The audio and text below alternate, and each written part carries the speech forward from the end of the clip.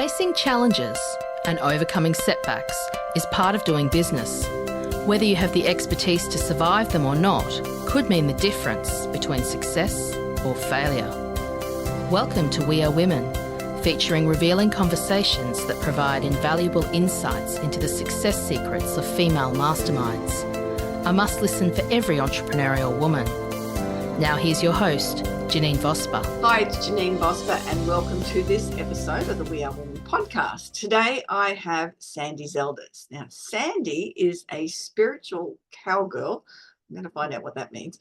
Celebrity chef turned healer and subconscious transformation expert with over 2 decades of experience helping high-achieving women ditch the shame, cravings, and self-sabotage cycles that diets never touch.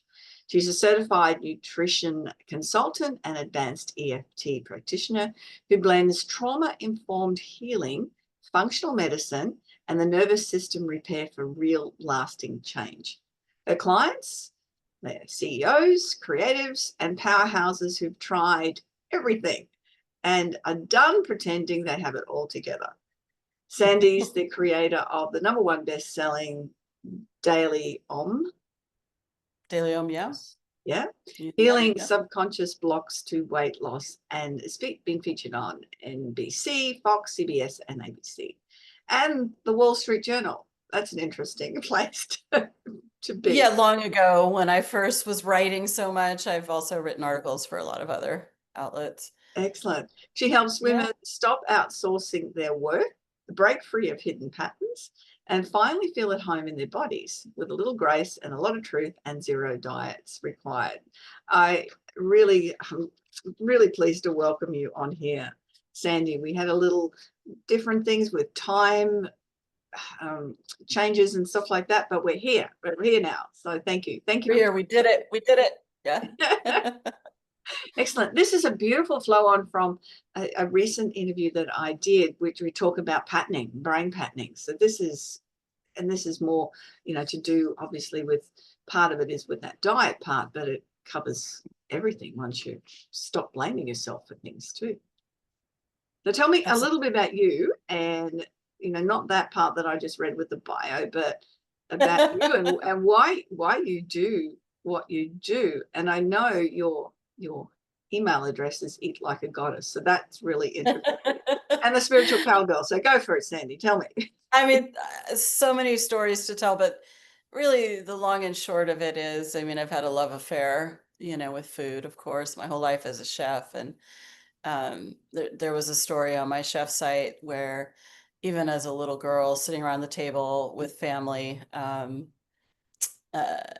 I said to my grandmother, I was 5 years old, "Grandma, when you die, can I have your recipes?" And like started crying. And so I've had this love affair with food. I loved cooking. I dropped out of graduate school and started cooking, and it was like a miraculous career. It was really fun. And that's a story of success as well, that just from passion, I always tell people, you've got to follow what I think we're most successful following, what we're most passionate about. Mm-hmm. And I was.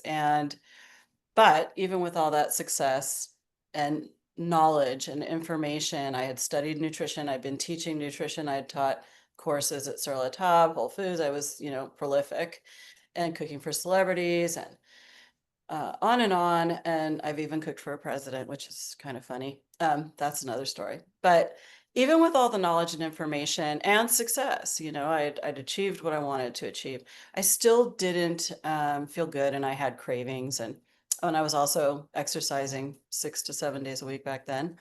But it didn't solve the problem, right, of cravings, and also what's under the cravings, the feelings, right? Feeling, an imposter syndrome, feeling not good, not worthy, not confident. And there was nothing it was funny that was the case, right? Because people were confirming that they were hiring me over and over. And I just felt, well, this can't be real, right? So that was over 30 years ago now. I've had multiple careers, and I was just thinking about that today, that it's actually been 30 years. That's how much time. So that's the synopsis of that and why I do what I do. I'm so passionate about enjoying food. As a chef, sitting around the table, enjoying food. And, I'd watch and back in the day, I would, do the salads and smoothies and the restriction and the diets and the cleanses. I had the health conscious woman's version, I call it. I was restricting with cleanses and things like that, right? Salads, smoothies, and going on restrictive cleanses and things like this all the time. And so it saddened me how much we don't enjoy food, right? We're constantly on diets, and our culture has gotten even more extreme over these 30 years that I've been doing this. It's insane. I can't believe I still have to talk about this, right? Like the dieting culture is so extreme, and our ideas about food. And so, I'm sitting in my apartment in San Francisco, and I'm thinking, what do I call what I do? And everyone who knows me, they were giving me all the stories, and I was like, eat like a goddess. Like, let's enjoy food, let's feel good about eating and not feel like we have to restrict, right? So it still resonates. It still kind of fits, as the chef in me wants everyone to eat and love food, not be afraid of food, not fear good foods, bad foods, right? And not even have to think about it, because this is a waste of our time and energy, right? Mm. So we've got a lot more to think about or do. Yeah, Most of all, have. Go ahead. I Yeah. love that, and that's what really attracted me to that. Is it, I guarantee every woman on here is going to relate. Doesn't matter what size you are, relate to No, having it doesn't. It's not about size. Yeah. some time to restrict what they're eating. And that word restrict, it has a real tension to the word, doesn't it, as well? And Yes, I'm I thinking, know. if you're restricting yourself to something, then it's not something that's favorable to do. And the mind will be going, hang on a minute, I don't like that word. And so your mind would be rebelling against it even. And it's willpower, right? We're using willpower because we really would rather be eating whatever, So it's the war. It's that internal war that we have, and the voices in the head, and the constant anxiety. That's the trauma that people describe to me over and over year, no matter how successful they are. It's not about the success. In fact, high achieving women, usually we push ourselves. Um, Sometimes because of anxiety, so it's I personally think it's an epidemic in our culture, and unspoken. I mean, more and more people are talking about it, but even now I see the focus on, well, can't I just do this quick fix, whatever it is, whatever the cultural theme is. I can tell you that, back in the day when I was, the themes were vegan, raw, and of course those are still things I love, but I also include a steak on that now. I'm just saying throw a steak with it. But we joke, but I'm a big fan of, us enjoying food and our bodies, feeling good in our own bodies. And again, like you said, it isn't about size. Um, we can be healthy at our own natural weights. I have women who are 5'11", and their natural size is a 12 or 14 even. If, American sizes and sizes are all over the map, but I'm just saying we are all different, and then there's women who are, 5'2", 5'4", and they have a very petite frame, and their natural size is petite, and so however we are is beautiful, right? So it's about us feeling good in our own skin. And that's the point of it, is feeling good in your own skin. It's, because everyone loves having their photograph taken, not, it's because it doesn't matter if there's 30 other people in the photograph, that we're so critical of ourselves in that photograph. And that's just how we view ourselves and look at ourselves. And it's funny to me because I've had clients, I work with women all over the world. It's been 20 years now. And, and sometimes we are on video and sometimes we're not. So sometimes I really don't know what they look like. And they'll send me a picture and it's just like the Dove commercials. I don't even remember the Dove's commercials from when was that? Like 10 years ago. Their whole campaign about Dove Beauty and how we describe ourselves. And so I would hear someone describe themselves. This is a really successful, wonderful woman who's got it together in so many areas, and you just know she's amazing. Everything in her life is, um, there's so much good, right, that Mm. she's doing, and she has a great family, and and they'll describe themselves in a certain light, and then I'll get a picture, right? They'll say, well, I'm going to send you pictures of my wedding or this or that. Here's the weight I want to be. And I often struggle to know what to say because the way we see ourselves is so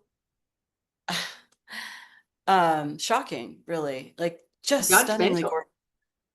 Yeah, Yeah. gorgeous women. Seriously, by I mean anyone's standards. In fact, looked like a Marilyn Monroe, this one woman I'm thinking of with brunette hair. She was just beautiful. And I thought, this is how you're describing yourself. That, I mean, I don't want to say it. It was just like she was just atrocious. Mm. And so that's not everyone. We don't all have, but there's these themes out there that we struggle with. And I do think it's a unique phenomenon for the modern era. Is this something that was going on in the past? Of course.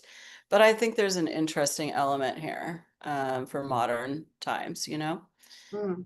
So, And as you were talking about that, what I've just thought of too is the compliment. Oh, Sandy, you look great. Oh no, I just no, haven't don't. done my hair Yeah. today, or what? We don't just accept it. Yeah. And Yeah. I find this all the time because I work with women to speak up in their own voice and to be able to have the confidence to stand in their own power. And I find this all the time is that accepting that compliment, as you're saying, these people look amazing, and they're thinking they're judging themselves very severely, and that's part of that not being able to accept a compliment is because of that subconscious voice placing Yeah. judgment on everything. Yeah, exactly. And so I always talk about, I mean, so, in the work I do, I'm working with people who have a lifelong issue, right? Not just, and sometimes a recent issue like a divorce or a death. And there's like a lot of stress and trauma that's built up. So I work with the emotional issues. And what I can tell you about that is it doesn't come out of nowhere when we do that. It's not just cultural and it's not just kind of a surface level, and it's very common. So there's no shame and blame in it. It's coming from somewhere, and usually there's a tip of an iceberg when we're, kind of um, feeling a lot of anxiety about food and our bodies and all of that, right? Mm. So I've noticed the connection just from working with people. I mean, there's studies, but there's a theme, with trauma from certain ages or certain experiences or things we pass down, mothers pass down or family members. Um, and it's very traumatizing and it sticks, whether Mm. we're conscious of it or not. The theme of a focus on body image or weight with anyone in the family, but typically I will say it's the mothers. Mm. In my experience, doesn't mean it can't come from an uncle or something happening with men, but the diet focus, the body focus, the shame, or the restrictive diets. I can't tell you how many clients I've had.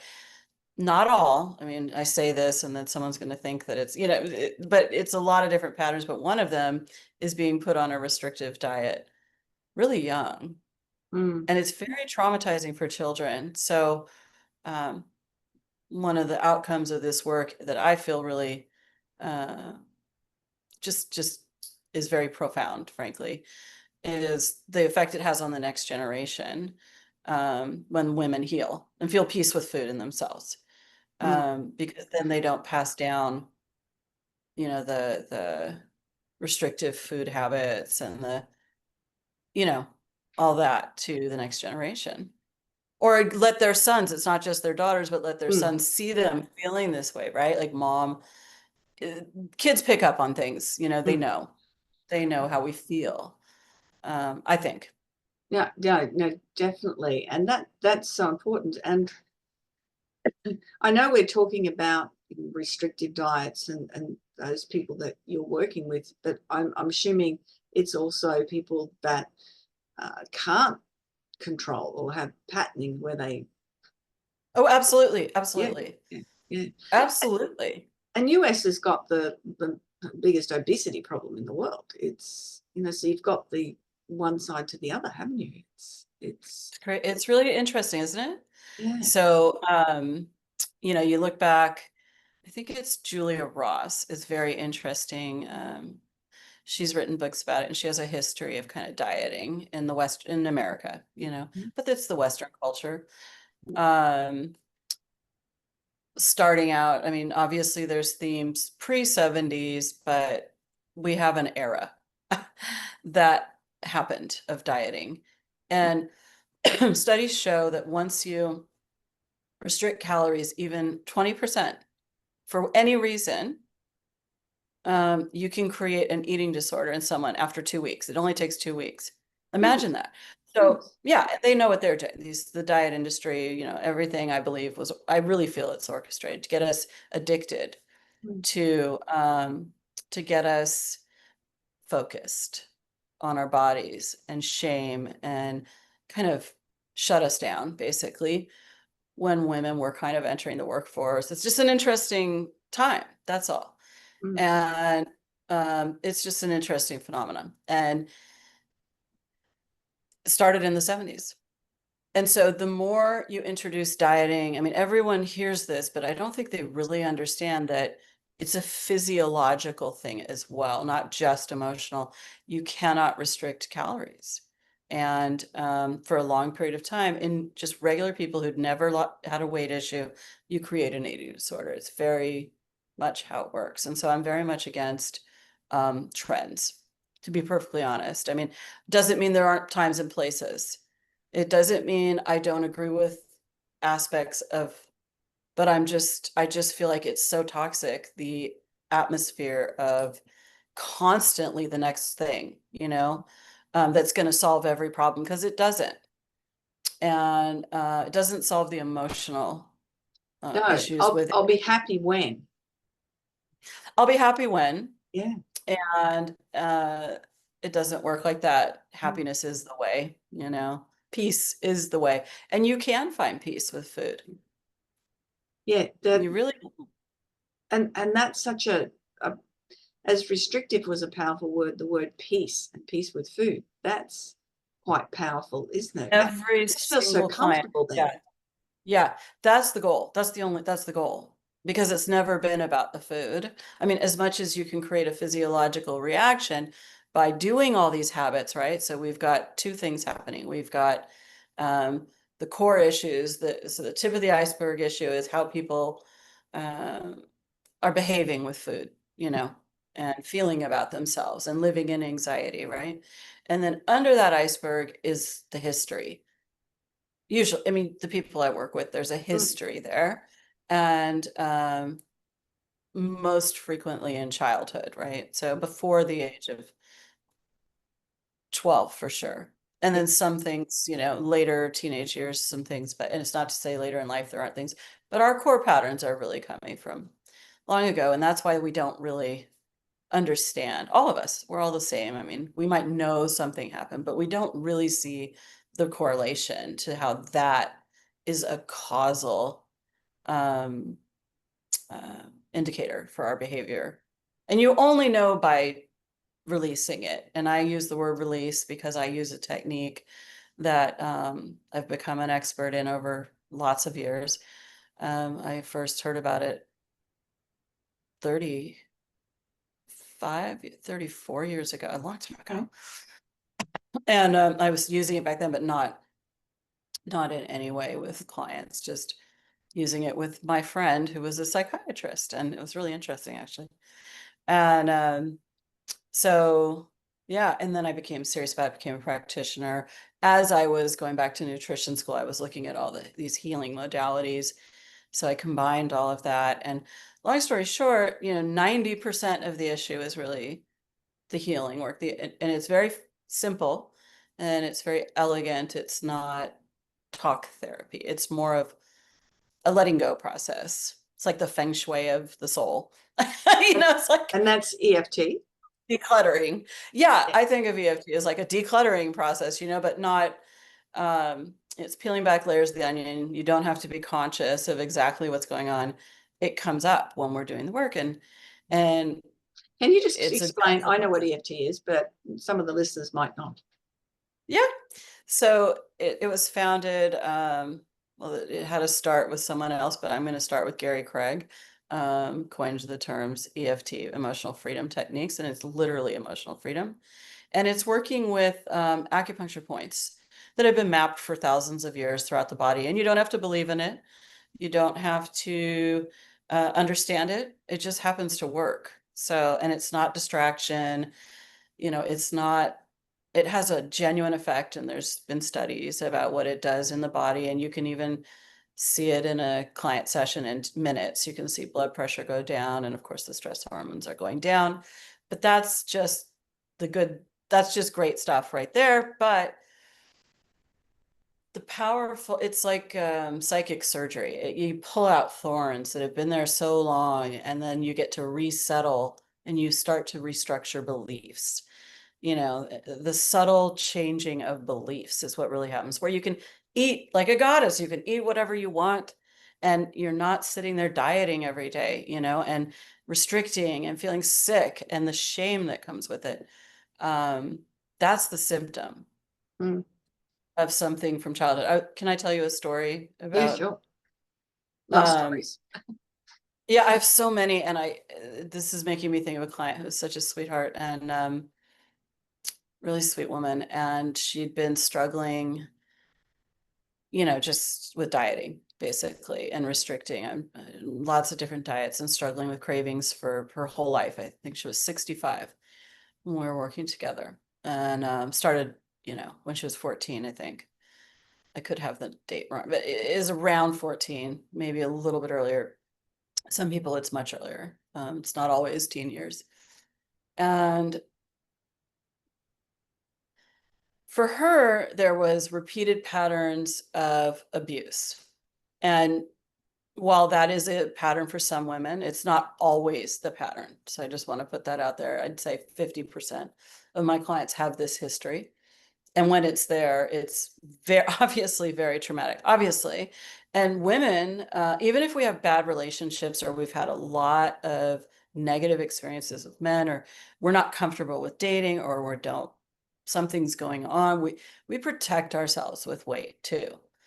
And so it's not just food behaviors, but you cannot take off weight when you have a subconscious need to stay safe, period. Your body will fight you. I mean, it's crazy. It's so brilliant, Our bodies are brilliant, and they're just trying to help us, right? And so for her, it made so much sense. It made so much sense out of everything she had survived. The trouble was, though she knew about these things, it's really interesting how we still can behave from something that happened, 55 years ago or 50 years ago. And it's frustrating for people, right? It's very frustrating because you're like, well, that happened so long. Why is this happening? We carry it. We carry our stress and our traumas. The weight of our stress, the weight of our histories, the weight of our trauma, the weight of anything that happened to us. And it's how it works from my experience working with people. And it's very literal. It's very real. And we don't realize how it's impacting everything in our lives. I mean, I think it sounds obvious that it's impacting our lives, but these are very successful people, most of them.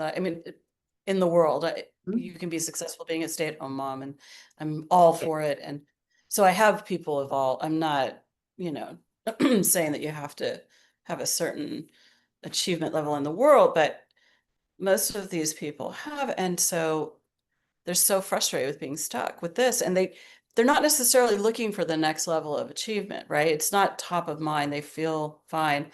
But after doing this work, letting go, whatever they need to let go of from the past, it is such a freeing experience in every area of their lives. Um, And it would it, affect everyone else in their lives as well, I'm imagining. it affects the kids, their relationships with kids. It affects their relationship with partners every time. I mean, every time. But really fun is their creativity changes. Mm. And it's different for every person because we're all different. Everybody has their own, I feel, template. We all have our own kind of divine, uh, kind of inspired path, Mm. and so what makes you happy is, not the same for me, or maybe you love doing something a certain way and it wouldn't work for me. And but one of my clients made more money on vacation in Italy and brought her husband and wasn't working hardly at all than she ever made, killing herself and binging and freaking out and being anxious, for this brand that she created, an American brand that she was famous for. But she was so restricted, right? And after the work, she had no anxiety, wasn't binging, wasn't stressed, was super happy. And this is all very quick too. This isn't like years. This is Mm. a couple months. And she had an inspired idea that she never would have thought of before. And she kind of laughed. And I said, you need to do it. I said, you go do that. I was like, just do it. Why not? And we worked on the fear of doing it. And she sent out a little email on a Friday. And that weekend, her agent got back to her and she was off to Italy for 3 months, making more money, like I said. So that's the kind of thing that's possible for us, but we don't know. She was already successful, but she was suddenly happy. And it was this beautiful creative project in Italy. And of course she's worth it because she created this brand for this famous American company. Of Mm. course, and they said yes immediately to her, right? So that's what's possible when we are clear of Yeah. our And stuff. often when we get stuck in our stress, we've got all these other Absolutely. symptoms. We're exhausted. There's, Right. there's a whole lot of other things, and we don't stop to recognize that there's something there.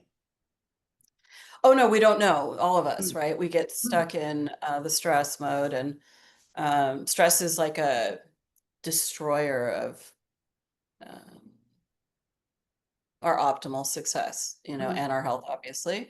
Mm. But, the amount of health issues we all have from stress that we take for granted. We usually think, well, I'll just have that. That's one of my favorite things that clears up. And it's not even part of the wish list when I work with people, but it's like, oh, I didn't tell you all my inflammatory markers are down. And, this one woman thought she was going to have a heart attack, and all those symptoms are gone. And she was very obviously excited. Even crazy problems like, I'm thinking of all these clients recently, like a foot problem that went away, like it's just all related. Our body's talking to us all the time, all the Mm. time. All of us, we embody, and men are really fun that way, actually. Men really embody, in my experience. They express it through pain. Yeah. It's really interesting, actually. Yeah, yeah. And look, there's so much has happened, in the world in the last 5 years as well, and there's so much going on in the world also. Absolutely. And Absolutely. that's stress. And if you happen to be a person that watches mainstream media, then you're bringing more stress into your body every time because there's nothing ever good on that. It's just Terrible. Yeah. hiding the problems of the world. There's You're being bombarded, and I think a lot of people just want to push through it. That It's they hard. We're all in it together. We're Yeah. all dealing with world situations, and lots of new problems. Like there's been a separation of, that's the biggest thing that I think, in my mind anyway, the first thing that comes to mind is the separation that's happened amongst people is very traumatic. And for us as individuals, and then the changes in work life for a lot of people, there's been a lot of changes. And Mm. Yeah, that but definitely has. And I don't know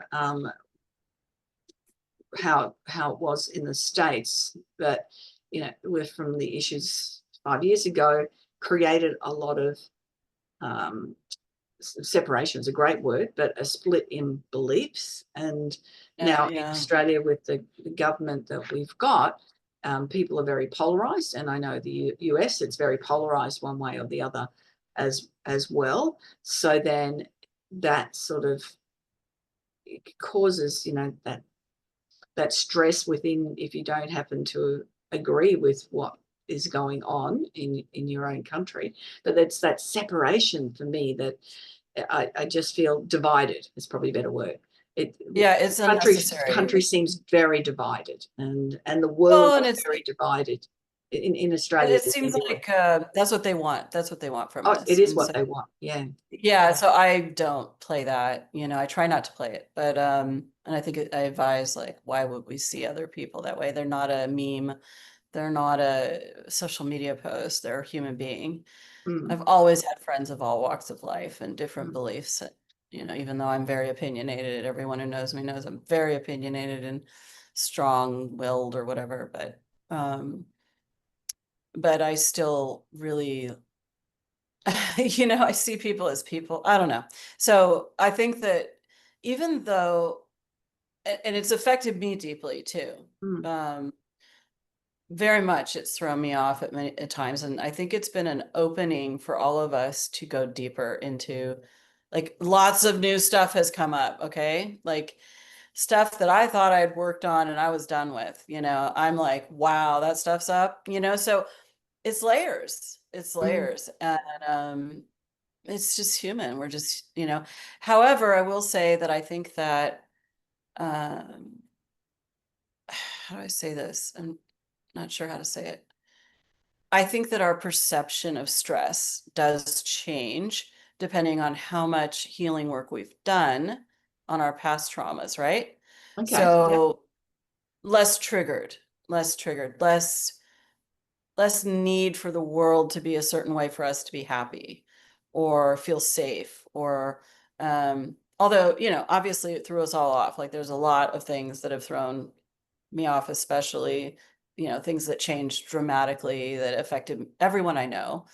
I know so many entrepreneurs who lost businesses, and, very traumatic in the censoring that was going on, and, affected everyone I know. So, there's real world stuff. However, how we tolerate dramatic, world events and situations really does have to do with our individual ability to handle stress. And right. Yeah, I think we can have another whole conversation. I think we should. I Maybe think we're sitting on the same wavelength. We might want to have another one. Yeah, I'm doing another podcast about this too with somebody else. But I'm quite controversial as well, Sandy, and people know that.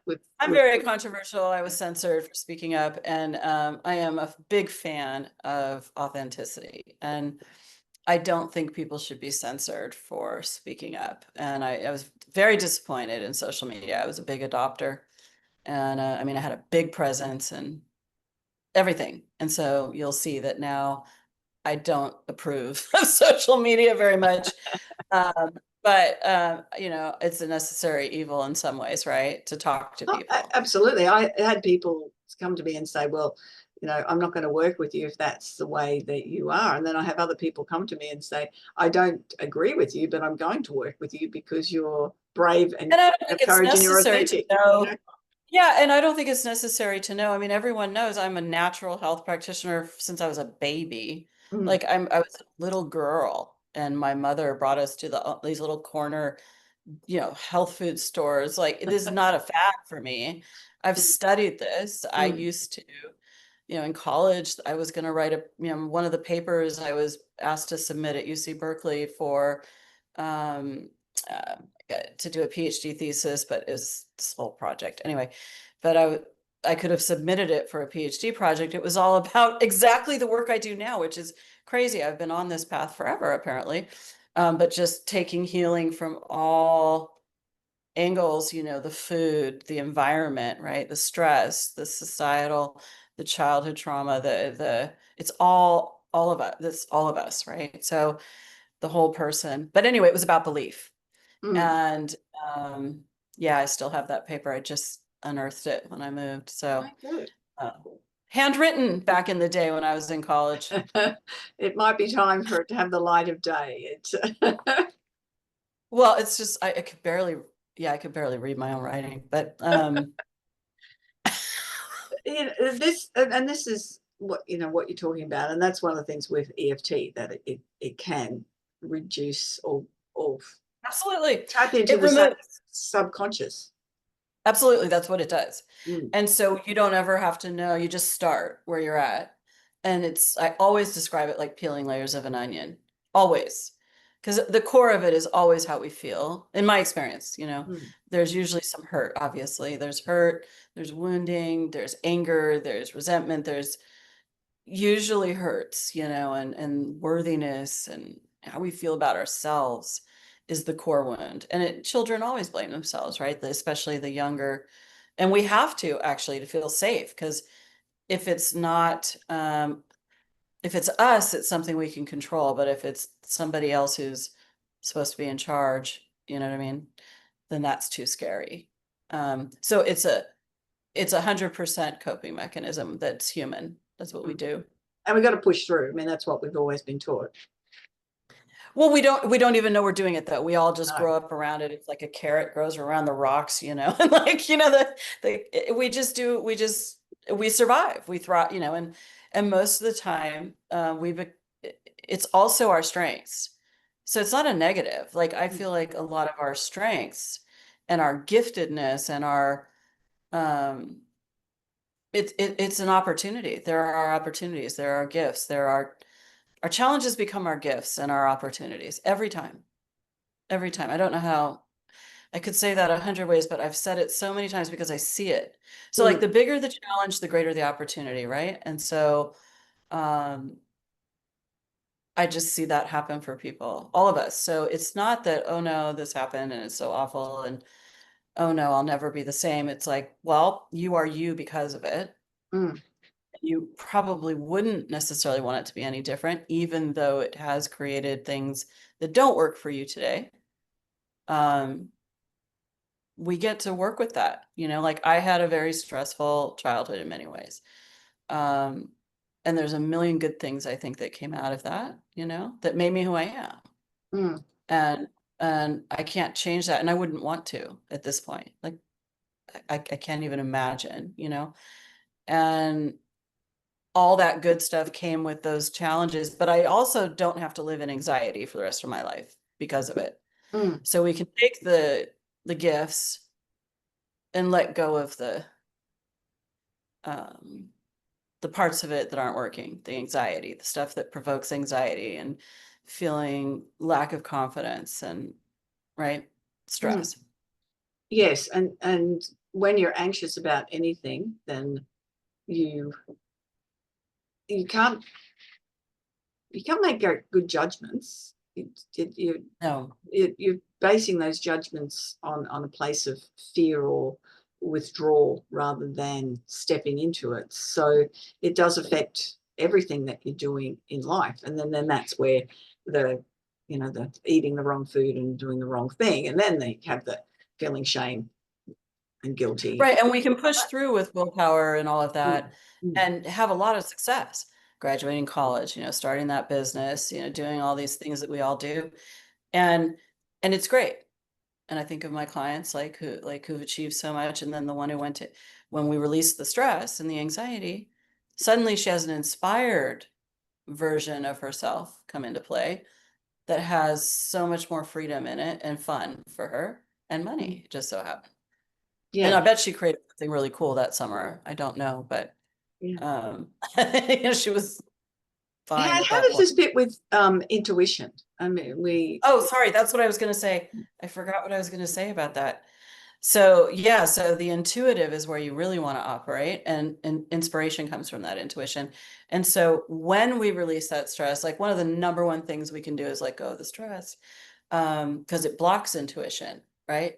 So when you feel your own intuition, that's the answers, in my experience, that lead us to the simpler path, the easiest path, the funnest path, maybe the best path for us in a given situation. Does that make sense?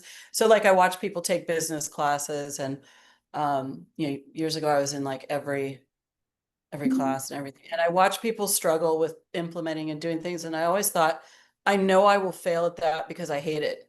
I know I'll fail. I'm just, my mom raised me a certain way, and for better or worse, I can only do what I love. I mean, she gave me that. She definitely gave me that, me and my sister, that Yeah. very proud of us for doing what we love. And we're both super creative entrepreneurs, like we just go crazy for stuff that we love.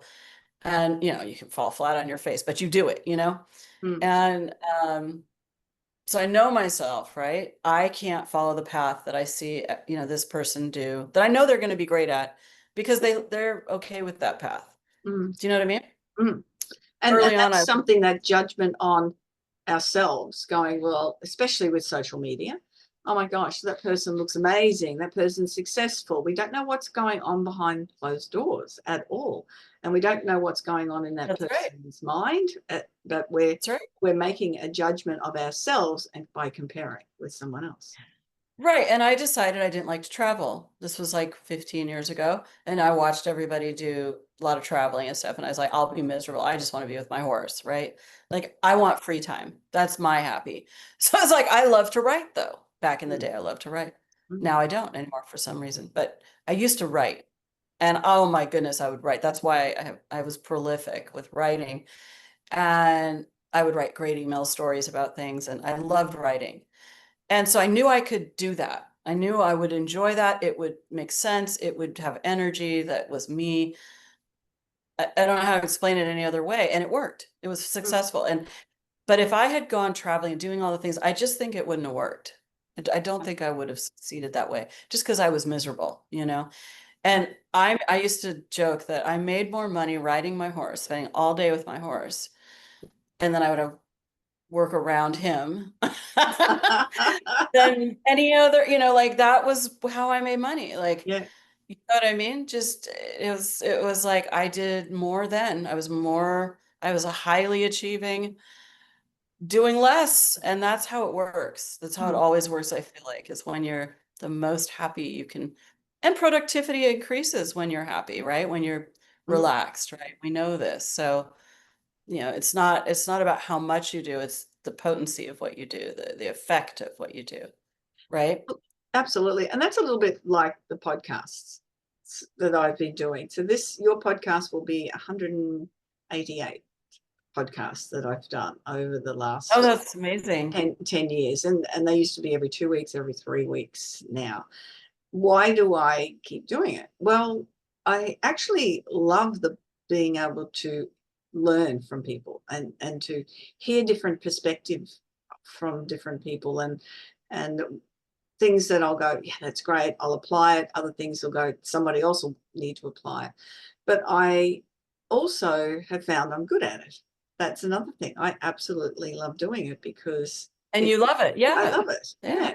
But I've had people at randoms. I was traveling to a remote town in outback Queensland, and this person was helping me with the phone, and it popped up my Gmail, which was wearewomen@gmail.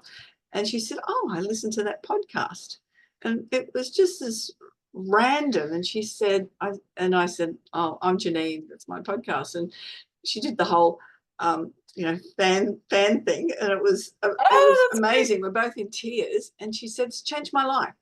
The people that I've heard you, and I've heard other people, and I able to step up for myself in a situation, move away from it. I'm now in this town that I love, working with people and doing a job that I love, and that's another reason that I love to do it. You don't know what that ripple effect is. You don't know the cause by you changing, or by you doing what you're good at and that you love doing.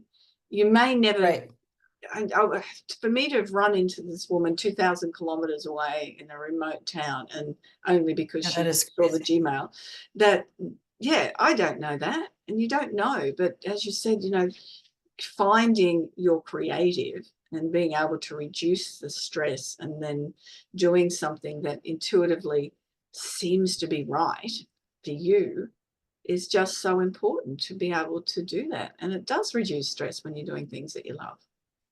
Oh, it's alignment. It's alignment. Being in alignment with what you really, who you really are, what you really love, and kind of expressing your, I call it a divine. I think it's already there. We're born with it. And it comes natural to us. And so we often overlook our own natural gifts because it comes so natural, So the thing, I don't know who said this. You might know the coach, but there was a business coach who used to say, I wish I could remember who it was, that the thing that comes the easiest to us is the thing we should make the most money for. And it's the thing we often overlook, the thing that's natural to us, like, intuition is probably my biggest gift. I can just see things. When I'm talking to someone, I don't like the word psychic, but it's intuition. I can understand very clearly and see where to go, for healing. I do it with animals as well. It's the same work. It's really the same work. But I can see, I could just see it. And I've always had that. I was a little kid and I did that. So now I have tools and, certifications and, I've done training wheels. It always makes us feel better when we have those, doesn't it? Yeah. And I don't use it the way people think, you know what I mean? I have to intuit. It's the only thing I know how to do. Yeah. Do well anyway. Like, I feel like I'm really good at that. And everybody has their gift. I have a friend who's great with images and, seeing style. We all have our gifts, right? You have a gift of inspiring people through bringing people together and other things too, I'm sure. But this is obviously a gift, that you. I've got a filing cabinet that works in my brain, which is really interesting. And that's one of the reasons I don't get overwhelmed with ideas and things. I just open up a file drawer and pop it in there and then close the drawer, and then that's forgotten until I get, oh, that's an idea. I can pop back in that drawer, and I pop back in that drawer, and then I close the drawer, and I don't have to be thinking of. I didn't realize everyone doesn't do that until a few years ago. And it just means I'm not constantly overanalyzing and thinking of things that aren't important at the particular time. But when an idea of thing pops in, I'll go, oh, I need to know that now. And I'll do that, pop it in. So, yeah. Super logical. It's good. It's clear. You're very clear, Yeah. It helps. It helps organization and things like that. So it's one of the things that I've had to learn over the years is I don't have to be in control of everything. And so that, because of that way of thinking, it does lend itself to the negative, which is control. But I've learned, my guides have come through and they gave me a bit of a beat around the head, and I think it's impossible not to have a need. Like, I wonder if that's just one of our lifelong as humans is like letting go and, letting this divine inspiration, which I feel is like the key to everything, actually rule our lives and take over is, I think it's hard. I think it's the challenge. I think it's one of our biggest things is to let go. Definitely. And that's part of, we'll wrap it up now with the closing points, but that's what, coming back to what you do with people with their stress and the food issues is with the EFT is to be able to let go of those issues. Is letting go of the past, letting go of, letting go of emotion, letting go of stress, letting go of beliefs. So we can hear our own inner voice and intuition is really definitely what it comes down to. Yeah. We always wrap up with, because we talk about so many different points, is there three particular takeaways that you want people to remember? Yeah. So I think the first one, because I know people feel a lot of shame and, they can't believe that they're so capable and why can't they implement, and, they get down on themselves. So the first thing is just, there's no shame or blame in this. It's a pattern, and it tends to be a very common one. And so it is changeable with the right approach, looking deeper. Can I just say, the person that I've interviewed on the previous podcast, one of her takeaways was no shame. or blame. Yeah, no shame. I mean, Yeah. you don't have to be ashamed of it. It's very common. You're not alone, you know. It's a very common way in which people cope Mm. with anxiety. In short, the word anxiety fits for what we're really doing. And I would also say that, I say this in different ways. I used to quote Eva Ensler, your body's not broken. There's nothing to fix, but it's protecting you. In many cases, whether we're conscious of it or not, we don't have to be conscious of why. And the third thing is, let's all, what if through our greatest challenges, some of our greatest challenges, comes incredible opportunities when we do this work, like just the kind of opportunities you couldn't even imagine now that will become miracles in our lives, right? From doing this deeper work.